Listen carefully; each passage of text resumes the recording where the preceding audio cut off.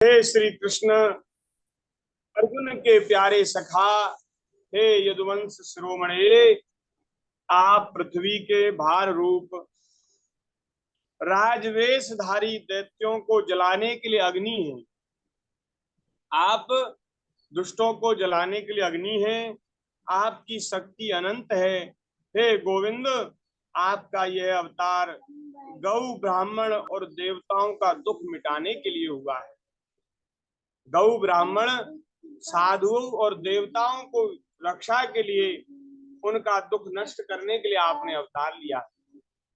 हे योगेश्वर, चराचर के गुरु भगवान, मैं आपको नमस्कार करती हूँ, आपको नमस्कार करती। ऐसी सुंदर स्तुति है। अब सूत जी महाराज कहते हैं कि भगवान श्री कृष्ण की बड़ी सुंदर स्तुति कुंती ने करी और मधुर शब्दों में भगवान की लीलाओं का वर्णन किया। ये सुनकर के भगवान श्री कृष्ण मंद मंद मुस्कुराने लगे। उन्होंने कुंती से कह दिया, अच्छा ठीक है, अब मैं कुछ दिन और यहीं रहूंगा, नहीं जाऊंगा। आप इतनी व्याकुल हो रही हैं, अब महाराज जाने से, हमारे जाने से कोई इतना दुखी हो रहा हो तो फिर कैसे जाया जाए। फिर तो हमारे ठाकुर जी बड़े दयालु देवता हैं, वो रुक गए, भगवान नहीं गए। बोले आप ज्यादा दुखी हो रही हैं तो कोई बात नहीं बुआ जी, मैं आपके पास ही रहूंगा। और रुक गए ठाकुर जी, और फिर बहुत दिनों तक रहे। और महाराज हस्तिनापुर लौट आए।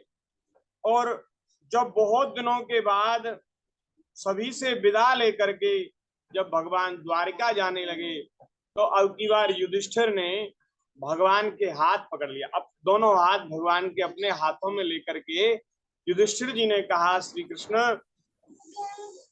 हे प्यारे भैया, तुम जा रहे हो, लेकिन भैया मुझे एक बात का बड़ा भारी दुख है, शोक है। मेरा वह शोक तुम जाते जाते दूर कर दो।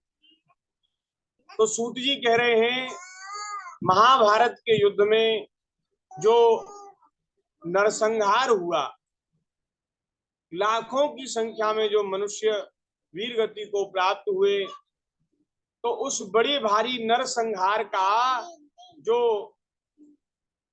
पाप था वो युधिष्ठिर जी अपने सिर पर ले रहे हैं। वो सोच रहे हैं कि मेरे ही कारण इतना बड़ा नरसंहार हुआ है, मुझे राज्य का लोभ है और मैं राजा बनना चाहता हूं, इसलिए इतना बड़ा नरसंहार हुआ।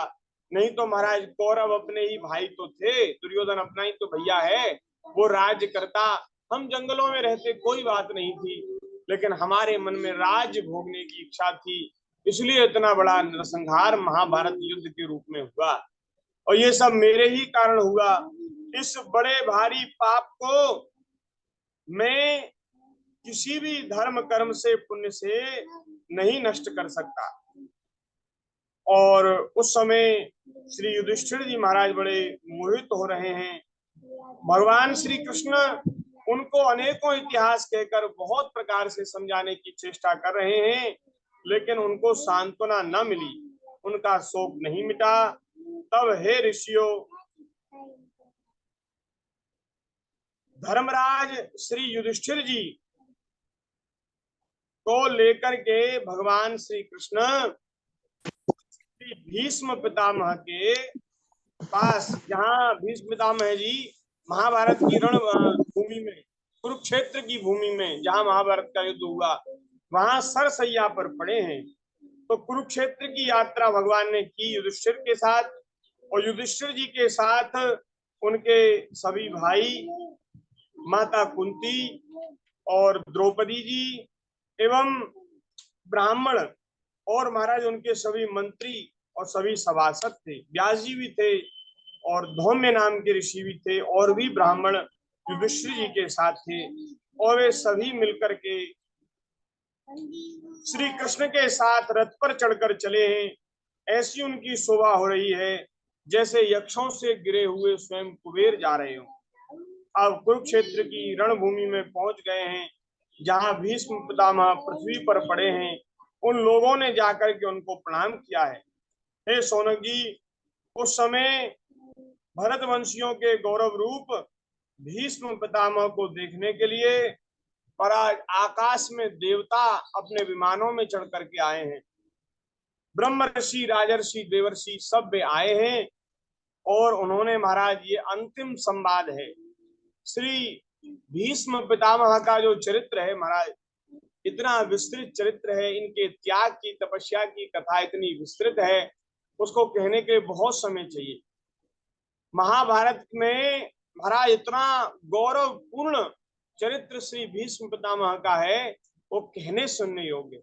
सत्य प्रतिज्ञ हैं, बड़े धर्मात्मा हैं, बड़े भारी भक्त हैं आज, और धर्म के ज्ञाता हैं, धर्म शास्त्रों के ज्ञान विज्ञान के इतने मर्मज्ञ हैं कि महाराज इनके जैसे यही है और कोई दूसरा नहीं।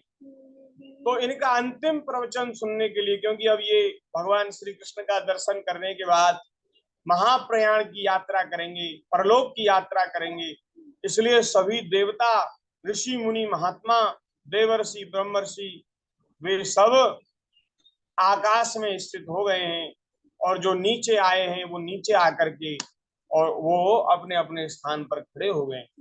तब श्री भीष्म पितामह जी ने उनको प्रणाम किया है और भगवान श्री कृष्ण ने उनको प्रणाम किया। और उस समय जब भगवान श्री कृष्ण का मंगलमय दर्शन भीष्म पितामह जी को हुआ है, तो भीष्म पितामह जी ने भी बड़ी सुंदर स्तुति भगवान की करी है।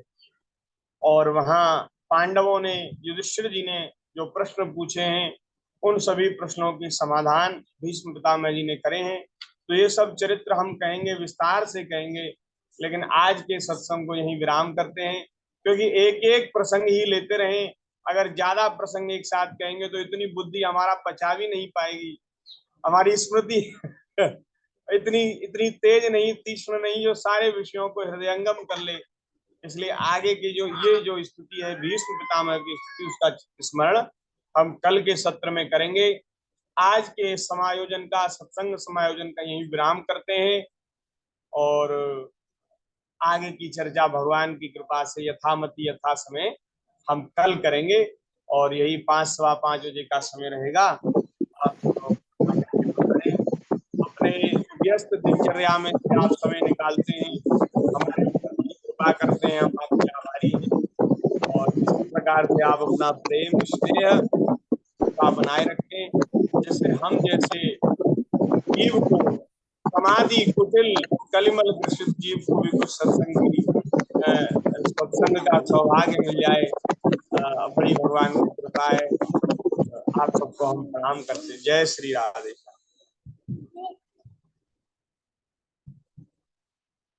वंदन चरण स्पर्श प्रभु जी, जय जय श्री राधे। आपका बहुत बहुत धन्यवाद।